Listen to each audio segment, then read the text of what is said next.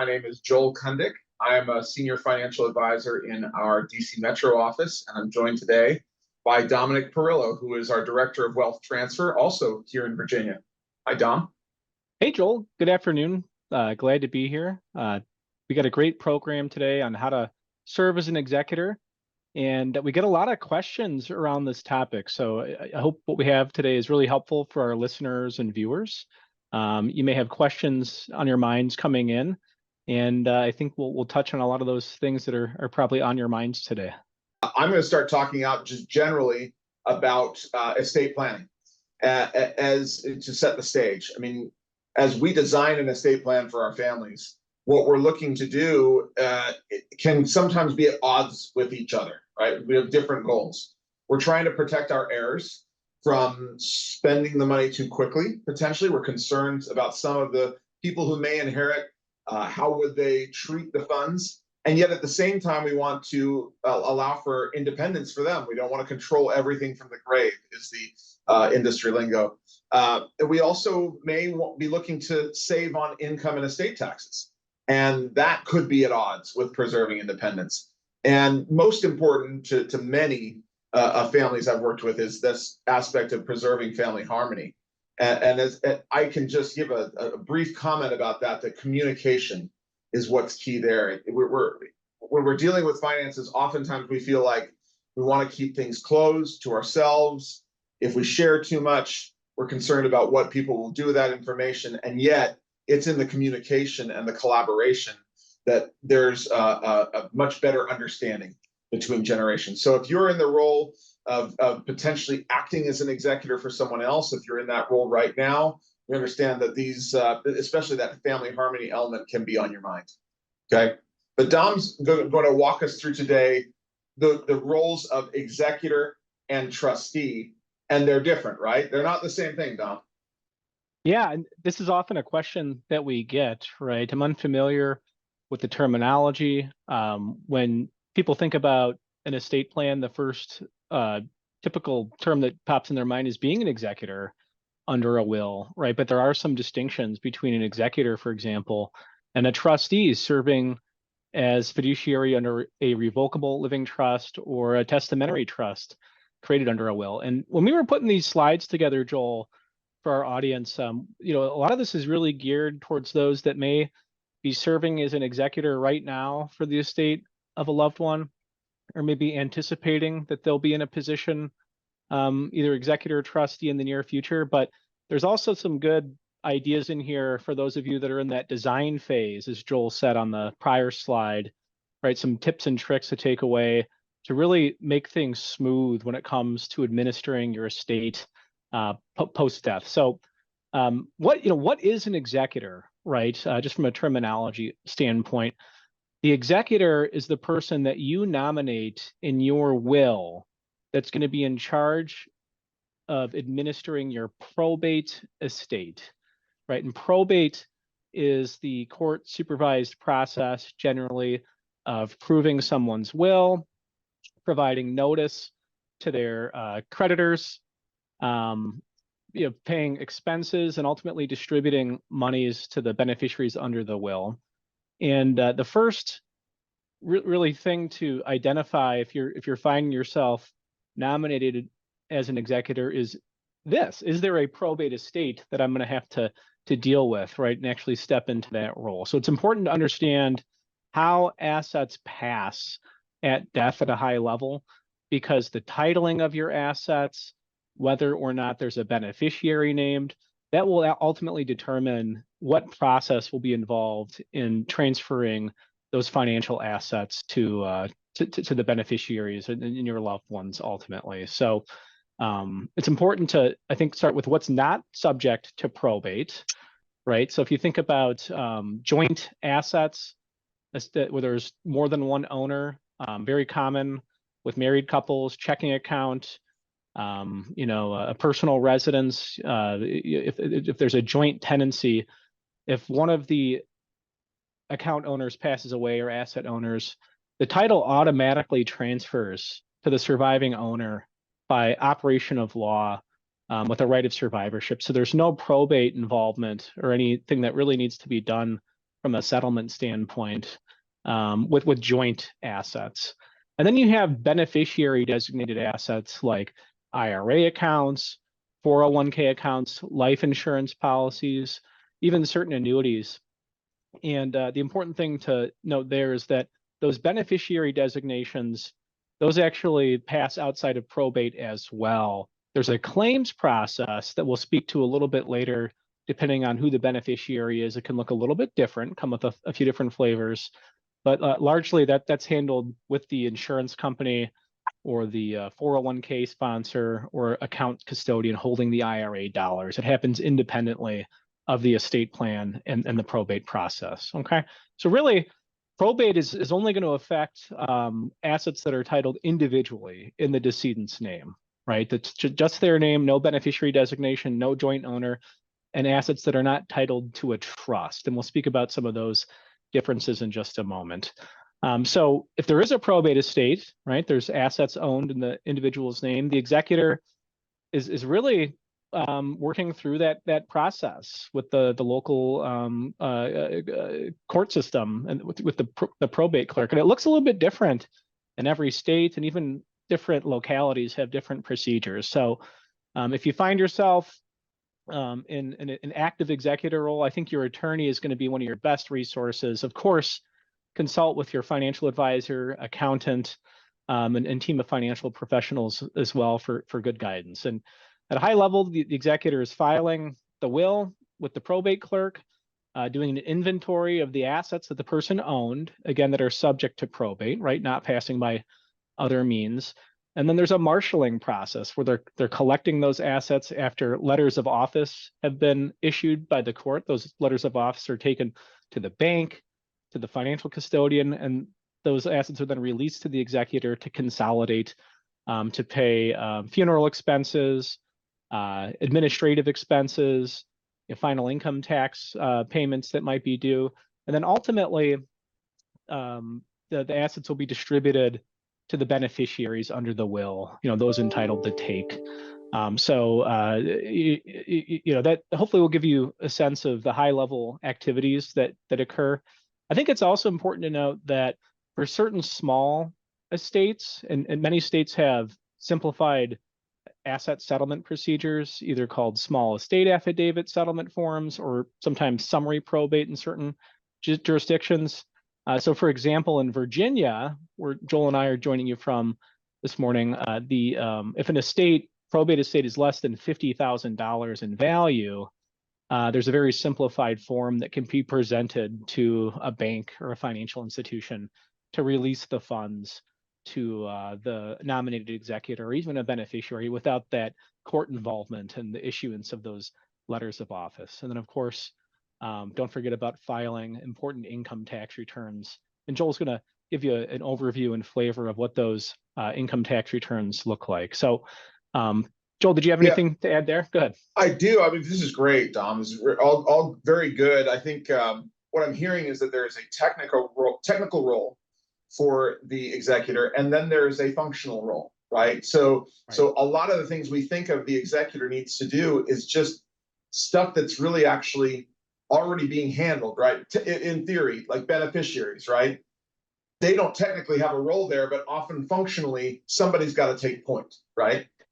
That's right. Yeah. So it's really important to gain an understanding of the nature of your loved one's assets, how they're titled, are there beneficiary designations. And I'll make a note of this too. The executor role is a very limited role by design, right? The duties of executors start when a loved one passes away and generally end after the estate is distributed and that the probate is officially closed, right? That's the general time frame. So there's other mechanisms on other assets, not part of the probate estate, that need to be followed, procedures to settle those assets. So good points there. There's there as well, Dom. Thank you. There's a design element here. We said that we can give some ideas to people who are contemplating executors. If you're looking at things to make things easier for the people who will care for your estate, consolidating assets into as few accounts as possible will make a big difference. I've worked with some clients where there's 15 to 20 accounts involved, and the role of executor is significantly expanded, where if like-titled accounts could have all been grouped together in advance, that's much easier to do when you're not trying to prove to someone, hey, I can act on behalf of this person who is now deceased, right?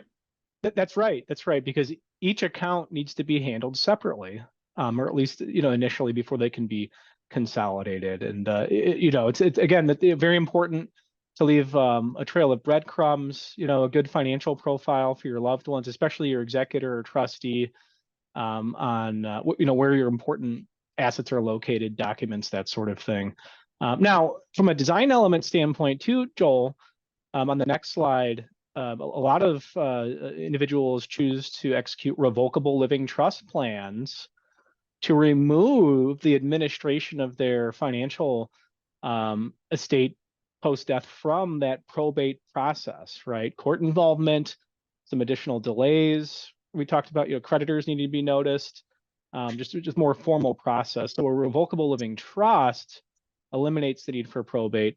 And that's where the role of the trustee really comes into play. And the role of the trustee can be somewhat limited, depending on the terms of the trust, or it can be ongoing for so long as there's trusts in existence for the benefit of the beneficiaries of the trust. And we'll provide a little bit more clarity on what that looks like as well. But a lot of the duties are very similar. The trustee is going to be identifying the trust assets titled to the trust during a lifetime will avoid probate, but other assets might fund the trust post-death via beneficiary designation, or maybe some loose assets in the probate process pouring into the trust via a pour over a will. So there's a marshaling process. Many states require the trustee to provide a copy of the trust document to all of the current income beneficiaries and certain qualified beneficiaries. Providing accountings on what are we spending, what are the expenses of the trust, what are the underlying assets, the values, what distributions have gone out.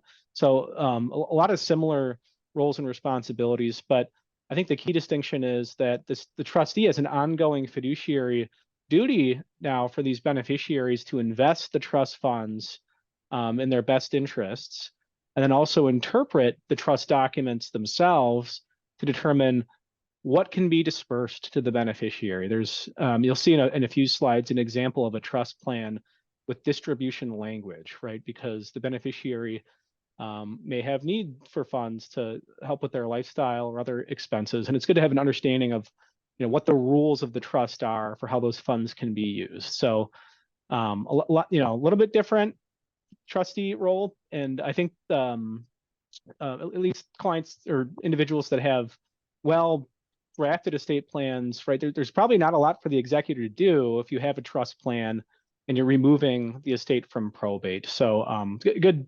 overview there, Joel. Yeah, and I would say that there's probably people again in the plan design phase thinking, do I need a trust? Right. And there's no cookie cutter answer as to whether you need a trust or not. It's highly going to be dependent on two things: where you live and what your assets look like. Right. So it just depends. Like if all of your assets are tied up in an IRA, then everything's really going to be handled by beneficiary, and you may not need a trust. If you're in a state, if you have assets well outside the IRA and you're in a state like Virginia that has a very complex probate process, that's where a lot of estate attorneys are going to tilt toward recommending having a revocable trust so that you bypass that complexity. And the other thing you have to look at is the needs of the beneficiaries, right? And there's going to be an ongoing need to the beneficiaries of some kind of stewardship protection. The executor is not going to be able to fill that role, right? We're now looking to a trustee. That's right. Yeah, good point. I think everybody can probably benefit from a trust, but it's really a cost-benefit analysis and what you're trying to accomplish.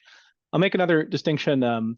We talked about a revocable living trust avoiding probate, but a will subject to probate can create trusts after the initial estate administration process, at which point the trustee would be appointed under the will and would have all of these same duties and responsibilities that we just discussed. Again, the income tax filing is a big part of that as well for irrevocable trusts. We can speak to that in a few slides. Perfect. So Joel, tell us a little bit about some of the other documents that we encounter because some of our viewers might find themselves in the role as an agent under a power of attorney, perhaps before they end up serving as an executor or trustee. So what are you seeing? And just take us through this. Yeah, there's a lot of lack of clarity because of the multitude of estate documents involved and the really just the emotional element of death, right? It can feel uncomfortable to talk about, and then it can feel complex. So we want to talk you through what an estate plan looks like. It doesn't just take place after death. And so you hear about power of attorney. What does that mean? Power of attorneys are assist someone before their death, right? So in the event of incapacitation, that where they can't make decisions for themselves, a power of attorney steps in to allow someone else to be able to make those decisions. There's two key documents or that control power of attorneys. One is for property, and that tends to be something that allows someone to log into an investment account on someone's behalf and make trades, or to go to a bank and ask for a withdrawal. These are and the specific power of attorney document is going to deem what they can and can't do. We really see commonly now, if somebody has not updated their power of attorney in 10, 15 years, it's probably going to be silent about, this bolded element here, including digital asset authority. There's a lot of online accounts that just sit there, right? Social media and other elements that nobody can really act on because the power of attorney is silent on what someone can do or not do on that. The second document is the power of attorney for healthcare. And this is the document that allows someone else to make medical decisions on your behalf if you can't make them. It's combined with what's called an advance directive in most states these days. They used to be two separate documents, a living will and a power of attorney for healthcare. They're generally combined now. The advance directive says, hey, if these things happen, this is what I want to have happen to me. So like if I'm connected to life support with no hope of recovery, do I want to be kept on as long as possible? Do I want that supplemental care to be removed? But then obviously there's going to be a range of circumstances where that advance directive is just not going to be, it's just not going to speak to. So the power of attorney, the person you designate to make healthcare choices on your behalf, will be the person in control at that point. Dom, is there anything else that I missed there? No, great summary.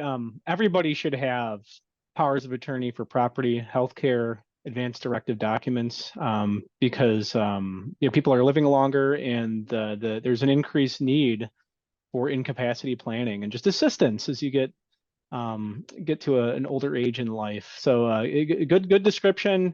I think key takeaways are that power of attorney role is very limited. It only is effective when the person's still alive, right? After a person passes away, then their estate is handled by their executor and their trustee. The power of attorney for property agent handles finances, healthcare decisions, right? So make sure you have those documents in place and understand the key differentiation between the roles, in the timeline of the overall administration of someone's financial estate and life. Yeah, just to put a thumbnail plug in there, as a parent of now 3 over 18-year-olds, 18-year-olds need powers of attorney for healthcare. All right. I just always want to share this. Yeah. Once they're 18, you're not allowed to find out anything about their medical situation unless there is a power of attorney for healthcare. We learned this with a issue of appendicitis with a college freshman. So we now share that with everyone we can. Okay, good point, right? Everybody needs one, right? Yeah. So then the other 2 documents that are going to come into play here, we've already somewhat referenced the last will and testament. There's 2 critical needs to have a will. If you have minor children or incapacitated children, the will is the only document that can name who's going to be the guardian for them. If you do not have a will, that is going to be a matter decided by the state. And what I generally tell clients is the worst decision you're going to indicate in your will is likely to be better than the best decision the state's going to make on your behalf. Please get a will in place. The second thing is obviously to name an executor. No other document can do that. It allows for the orderly passing of your estate in the event of your death, that it is clearly defined. Here's the person who takes action. I generally suggest that you tell at least your primary executor that you've listed them as your executor to make sure they're okay with that function and role. The secondary and tertiary, not necessarily, probably, because you're thinking that first person's the most likely to take it. But we want to have these documents be as flexible as possible. So naming second and third people in succession is helpful. And then this revocable living trust. While you're alive, a revocable living trust is just like it's you. It's your own social security number. All assets flow through to your own tax return. But in the event of your death, all of a sudden incapacitation too, right? The revocable living trust names successor trustees. And that is in some ways more powerful than a power of attorney for property, because there's a document that says, if I'm incapacitated, here's who handles my trust. But after death, this is now the vehicle that is going to handle transfer of assets instead of the will. So the executor is not going to have a role in the trust. Now, you could have the same individual be your executor and your trustee, but those are two independent roles. The executor being a temporary role while your estate is in administration, the trustee being potentially an ongoing role if you have ongoing needs for beneficiaries. Yeah, great points on those two documents. We get that question a lot. If I have a trust, do I need a will, and vice versa? They really work together. So even if we do good planning, we're planning for probate avoidance with the putting in place a revocable living trust and funding that trust during a lifetime. Even if the probate estate is non-existent or minimal, that executor is still a very important role, as to the guardians as well, Joel, that you described. So don't overlook those things. The executor is always going to be the first person asked to sign final income tax returns or file estate and gift tax, estate tax filings post-death. So good to have both those documents, and you want them to be coordinated. All right. So keep moving. Can you walk us through this, Dom? This is where the rubber hits the road for an executor, right? Yeah, and Joel and I wanted to include this particular slide in the next slide just to show you what a hypothetical trust plan could look like. And you may be serving as trustee, or you may be also a beneficiary as well of those monies. That's often the case. So I think the big key takeaway on this slide is really understanding what that trust document says, because it's really going to dictate how you move forward in the trust administration. And to put a finer point on it, the trust document itself is going to list the beneficiaries that receive the money, right? How to coordinate, pay bills if there's insufficient liquidity in the probate estate, for example. But many trusts don't get distributed outright to the beneficiaries, right? We're living in a more complicated world. A lot of families have asset protection concerns for their loved ones. If not a surviving spouse, maybe their children or grandchildren, if unlikely and hopefully never event that a child predeceases them. So the next step, once you identify, yes, I am the trustee, here are the assets, is really to determine what accounts to set up for the benefit of the beneficiaries, right? At a bare minimum, when the creator of a trust, a grantor, passes away, the trust generally becomes irrevocable, and you need to get an EIN number, right, and open up another administrative trust account. And then from there, what happens, right? Does the money go to the beneficiary outright, or in an example where you have a surviving spouse, in this joint trust example, maybe there's a survivor's trust established for that spouse's benefit. Okay, so we need a separate account for that trust. Is it amendable and revocable, right? What are the terms of that trust? Maybe it can be established under the surviving spouse's social security number for tax reporting purposes. A lot of trusts have credit shelter or estate tax planning provisions. So understanding what needs to be done there, very important as well, because those trusts may require further EIN numbers. And then once you have the accounts established, right, and set up correctly for tax reporting, how are those monies held and distributed for the benefit of the beneficiaries? Is it a completely discretionary standard? Is there a mandatory income standard, right, which would require you as the trustee to distribute the trust income, interest, dividends, rental income, if there's rental properties owned by the trust, to that beneficiary? Is it annually? Is it quarterly? Is it monthly, right? Oh my gosh, right? There's a lot to this. And then within that discretionary power to distribute other monies, what can those distributions be used for? Is there a health, education, maintenance, support standard? Is there a unit trust formula that requires you to distribute a percentage of the trust assets every year? So these are just examples of distribution terms we often see in trusts. And and understanding the structure, how it should be set up, and what your duties are as far as taking care of the beneficiary's needs, as far as making distributions, very, very important. So on the next slide, Joel, and then go ahead. I think you were going to make a comment. Well, I was just going to mention, this is one of my favorite documents that our wealth transfer team assists clients with. This is helpful in designing your estate because you get a whole set of wills and trusts and whatever, and you don't see on paper, well, what happens if I die?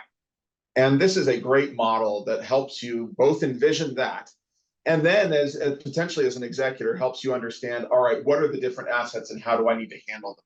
Over here on the left would be assets not held by a trust. That's where the executor sandbox is, right? If it's not a joint asset, it's a single asset. This is where we're opening an estate of account with its own EIN, and we're putting monies into there to handle the estate. So a check made out to, well, this is a nightmare, right? Oh, I got these checks made out to my dad. What do I do with them? You open up the estate of account, they go in there, right? The trust is going to be handled differently. The IRAs are going to be handled differently still, but it can help you mentally get your head around, what am I doing? What are the different account types? So this is a way to organize your brain if you have been named as an executor and you've been put in charge. What are the accounts? What am I going to do with each of them? Yeah, having a roadmap is very important, right? Because it's not that often can you see everything on one sort of flow chart, right? And how all of the financial assets work together in coordination with the overall trust or will plan. So really good resource. And speaking of beneficiary claims process, Joel, we remember earlier we said that is done outside of the probate administration and outside of the trust more often than not. So I just want to speak to that process, what that looks like, because it's different, and it's not done very often, right? When a loved one dies and you're named as the beneficiary, you work directly with the holder of those funds, whether it be a investment custodian like Charles Schwab, or an insurance company, or even a bank, right? If there's CDs with payable on death or transfer on death instructions, all very similar claims process. You present a death certificate to the holder of the money, and there's paperwork. And they're going to ask you for your identifying information to prove who you are, and then an account will be established in your name. If you're a spouse, for example, and you're the beneficiary of your husband or wife's IRA, you have a lot of flexibility. This is why it's important to get some direction from your team of professionals on, what's the best option for you. More often than not, you're going to elect to receive a spousal rollover, right? And that's an option on these forms with the IRA custodian. And it allows you to roll those monies into your name as an individual and treat the account as it's yours. And your own RMD schedule would apply when you're RMD age. A lot of flexibility. You can add your own beneficiary designations. That's often the right approach, but not always for spouses. But if you're not a spouse, you're a child, grandchild, other loved one, sibling, you don't have as much flexibility as far as taking the account into your name as if you owned it from day one. You're likely going to be working with an inherited IRA or beneficiary IRA, and it's titled as such. It'll say, the Joel decedent IRA for the benefit of Dom, right? And I think understanding how the monies need to be dispersed to you if you are a beneficiary of an inherited IRA is very important. The Secure Act, something we speak about a lot on these series of webinars and in our meetings that we have with our clients, has really changed the landscape for how these monies are dispersed. Now there's a 10-year period. If you're not considered an eligible designated beneficiary, you're not a surviving spouse, someone who's chronically ill or disabled, a minor child, or someone who's not more than 10 years younger than I think it's 10 or more years younger than the original IRA owner. And then just navigating, how I disperse these monies to myself to minimize my overall tax exposure becomes very, very important, right? So knowing who you are, what type of beneficiary what that process looks like, very important. And then a lot of families are electing to name trusts as the beneficiary of retirement accounts to provide asset protection. If you're named as the beneficiary, whether you're the spouse or just receiving an inherited IRA as a non-spouse beneficiary, you have unfettered access to those monies, right? There's minimum amounts that you may have to take out or time frames for which the account has to be depleted, but largely it's, there's complete freedom to make withdrawals. So that might not be appropriate for a young beneficiary, which is why those assets are often held in trust to provide some guardrails.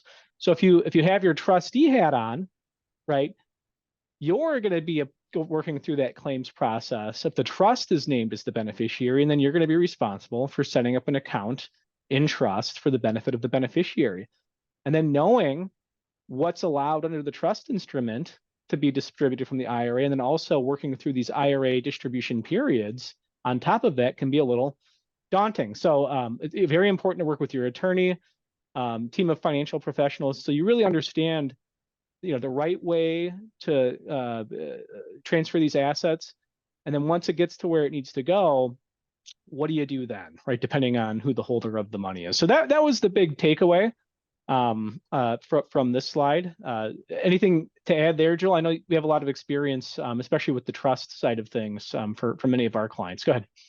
Well, just briefly, I didn't put that, and I think it's so important to everybody in this call. Don't be afraid to ask for help. I think, Dom, you're saying that over and over. Don't, reach out to an attorney, reach out to an advisor, reach out to an accountant. It's very common that a family who's working with an advisor will put at the front page of that set of estate documents, if something happens to me, call my financial advisor. And I, as a wealth manager, take that very seriously, that role to be a quarterback potentially in that process to assist. And one example that I can just give on why this isn't always simple is, let's say a spouse inherits an IRA in their early 50s from their spouse passes away, and they are now trying to decide between rolling over into their own IRA, which just seems like the simplest way to go, least number of accounts, or putting it into a beneficiary IRA account. Well, the reason why I, as the financial advisor, am going to put up red flags to maybe use that beneficiary IRA account is because you can tap a beneficiary IRA without penalty prior to age 59 and a half, as opposed to rolling it over to your own IRA, where you are now limited. You would be subject to penalties to take monies out before 59 and a half. So it's not a bad thing to feel a little bit overwhelmed if it pushes you to reach out to someone for help, right? This is your first time seeing this movie, but there's a lot of people around you. It's not their first time seeing this movie. They've been through this a number of times. They can speak to you from experience. I love that analogy. It's so true, right? And then the next couple of slides are, really geared towards those of you that might be in that design phase, right? Hearing some of these complexities we discussed. Should I name my trust as the IRA? Should I just leave my IRA outright to my beneficiaries? There's pros and cons. Leaving monies outright to the beneficiaries, very straightforward. We discussed that claims process. Maybe a little bit less complicated from an income tax ramification standpoint, but you lack that asset protection that a lot of families think is important for young beneficiaries. Not necessarily because they don't trust the beneficiary to manage the assets prudently, but maybe they're just worried about, other asset protection concerns, possible divorce, a creditor situation, something like that. So leaving IRAs in trust significantly increases the complexity of the administration, just with all of these nuanced distribution rules and the added layer of having the trust provisions applying as well. So when to leave in trust, when you have substantial IRA assets, when you divide among the beneficiaries, where it would just make sense to have some guardrails, like larger dollar amounts, right? When you slice and dice that account, young beneficiaries needing asset protection, and you value the asset protection over potential income tax drawbacks, because estates and trusts tend to have higher effective tax rates than do individuals. And there's a couple of design tips on how to structure the trust itself, depending on what your asset protection concerns might be. Do you want a conduit type approach where the trustee is distributing IRA withdrawals directly to the beneficiary? based on whatever mandatory required minimum distributions apply, depending on the status of the beneficiary? Or do you want to better protect those assets in more of an accumulation trust approach? So the IRA distributions over this potential 10-year period, if you're, again, not an eligible designated beneficiary, can be further protected with the other after-tax trust monies and be managed longer term. So a lot of Yeah, information Dom, I think here. of that Yeah, as a river versus a reservoir, right? I mean, that conduit trust is very much a flow-through design, as opposed to the accumulation trust where you're building up the assets inside the trust if you're using the IRA. And the thing I'd say here is don't let the tax tail wag the life dog. All right. right. Yes, taxes are problematic potentially, but if you're making a decision just purely on taxes, when you're going to lose control for someone who really should not be inheriting outright, you're probably putting the order of priority wrong. We want to prioritize what's right for the beneficiaries above the tax rules. Great point. Yeah, definitely. It's good to understand all these approaches too, right? And how they affect the plan. Joel, we talked about income tax filing separate a couple times in our presentation. Would you mind just walking us through some important tax filings and deadlines to keep in mind? Yeah, this is another critical slide for the person who's either contemplating or who is in the executor phase. All right. Because someone passes away, there are still taxes due. And there is the individual who is deceased will file their final individual tax return on April 15th of the year following their death. Then there are estate income tax returns that need to be filed. Again, that's going to be subject to April 15th every year, right? If you have an estate of account and it's receiving income, that income's taxable. Now you have to file an estate income tax return. Importantly, I'm saying estate income tax return. April 15th, just like any usual file date, all right? Let me jump ahead. I'll talk about trust in a second. Estate tax return. Not everyone's going to file one of those. An estate tax return is a document that you're filing within 9 months of the date of death. April 15th, irrelevant date. 9 months after the date of the death of the individual, you need to, if you're going to, you file an estate tax return. That is more complex. It's a lot more expensive.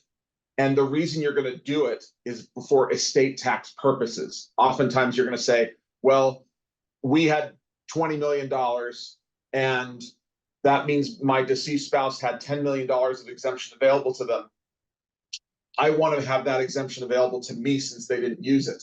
Well, the only way to get that exemption to pass over to me for my ongoing use is an estate tax return. It's called portability, where you can bring that exemption, unused exemption from a deceased person over to yourself.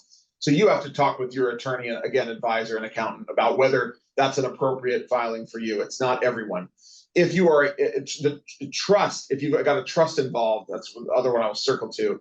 Trust tax returns are due April 15th as well.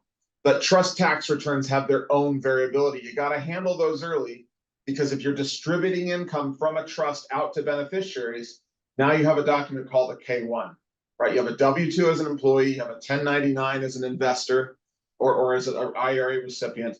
You have a K-1 when trusts are involved and the income's being distributed. So definitely this is just designed to be a get in dates in your head that what might matter, but you want to be coordinating with professionals on this.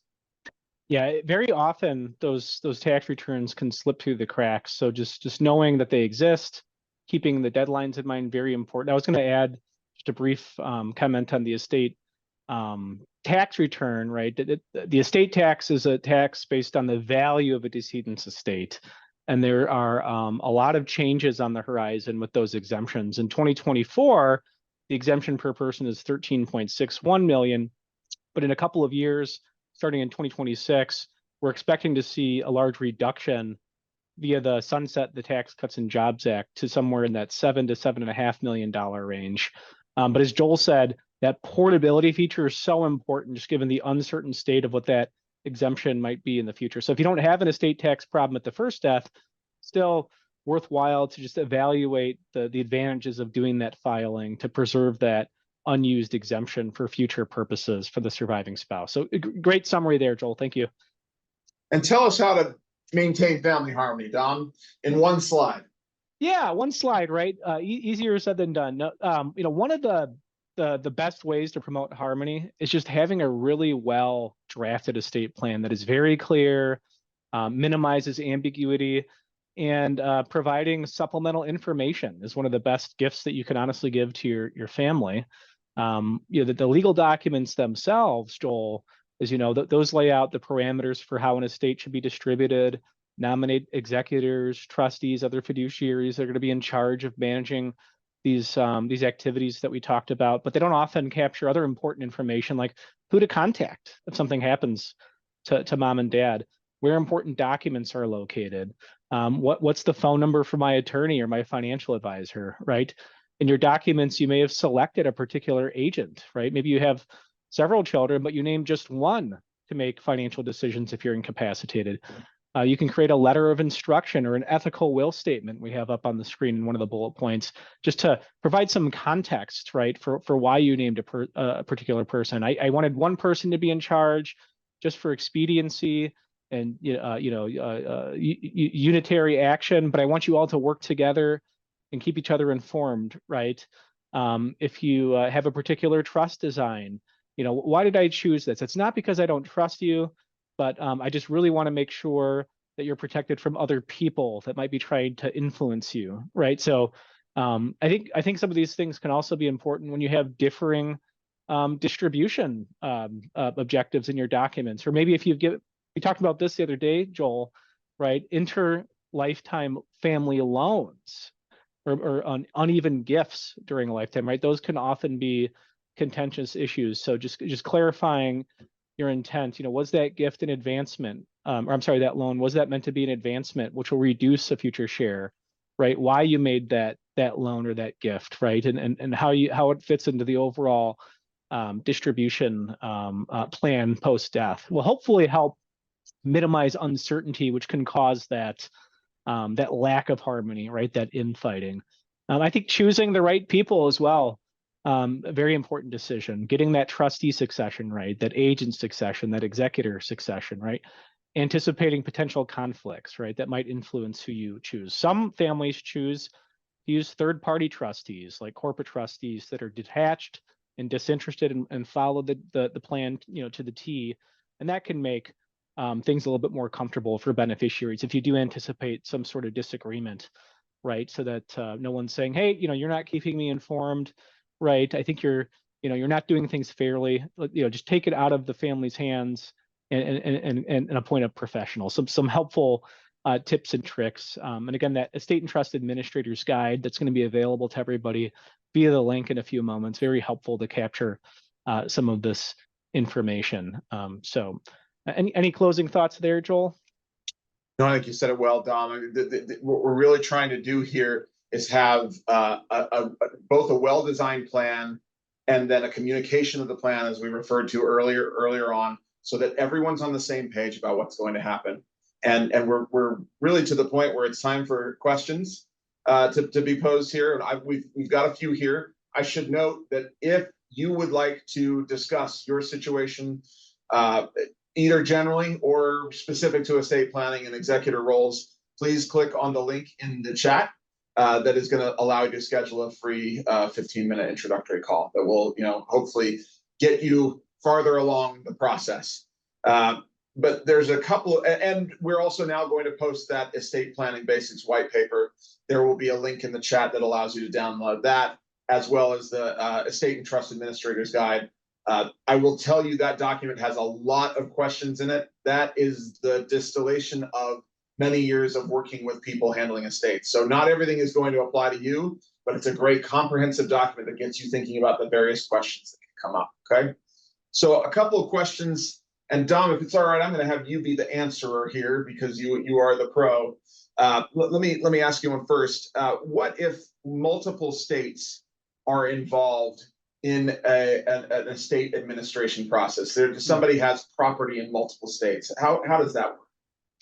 Good question. And this gets back to that titling investigation, right, or identification, and whether or not there's a trust holding the property. So if you don't have a trust, will-only plan, and you have property in multiple states, Ancillary probate is going to apply in the state that isn't your resident state. There's a separate proceeding that has to be done where that real property is located. So it does add some additional time and complexity to ultimately getting the estate distributed to the loved ones, because you have these other proceedings in different states. One way to avoid that is really, considering that revocable living trust plan, because you can title the properties regardless of where they're located to one trust that removes the administration of those assets from those probate proceedings in those states. So good question, Joel. Yeah. And tell me a little bit about, there's always going to be some concern around taxes. So if I am a beneficiary of an estate, am I going to owe taxes? Boy, we get this question a lot. Taxes are on everybody's mind, right? Love them or hate them, but hope most people hate them. But there's different tax systems that apply. We talked a little bit about the estate tax system when we were talking about that portability election on the 706. So the estate tax applies to the value of wealth transferred, right? And we have very high estate tax exemptions right now, 13.61 million per person. So not very many families are going to be subject to estate tax, right? Which is the good news. But depending on the type of assets that you receive, that may have income tax implications for the beneficiaries. We talked a little bit about IRA assets and the claims process with the beneficiary forms. Monies withdrawn from the IRA are going to be taxed at the recipient's individual income tax rate based on their marginal tax bracket, right? So a little bit of planning can be put in place just to understand the best strategy for distributing those assets. After tax assets, like a trust account or brokerage account, those assets may be subject to capital gains. When someone passes away, there's a step up in basis that applies at their death to the extent the assets are included in their estate, and it largely eliminates capital gains. But if those securities are held for a longer term period, you could have embedded capital gains to navigate. So it depends on what tax system we're working on and the type of assets that you ultimately inherit. That's a good question. Yeah. So in summary, the too long did not read. It depends, right? It depends. Yeah. It depends, and you want to look at the assets and you want to understand how assets are taxed, and it's best done in advance. One more question is, I think, all we're going to have time for, and I think it's a very relevant one, and it speaks more to the human process of estate planning, which I think all of us deal with, right? Tell me, how should someone handle it if they're the executor of an estate and there are disagreements among the beneficiaries of the estate? Yeah, this happens from time to time, right? No matter how well the plan is drafted and how much clarity is provided. And I'll hang my hat on something I said earlier in our conversation. Your attorney is really going to be your best resource because they can provide you with specific legal advice on how to actually manage those disputes. So, if something arises, go get some advice from your attorney. Hopefully it can be resolved amicably, but that's not always the case. Amen. And it's like we were talking about, don't be afraid to ask, right? Don't be afraid to ask. And that's why we're grateful all of you have joined us today. You are all in the process of asking, how do I do this? How do I take care of my loved ones? If you have a question that was not answered on here today, make sure you posted it to the Q&A or even reach out to us afterward. We're happy to help. This is the time that we had allotted for today. I wish we had more time. There's so much more that we could cover, but we're glad to be with all of you. We appreciate the time you've taken with us, and we look forward to hopefully talking with you soon. Thank you. Have a great day.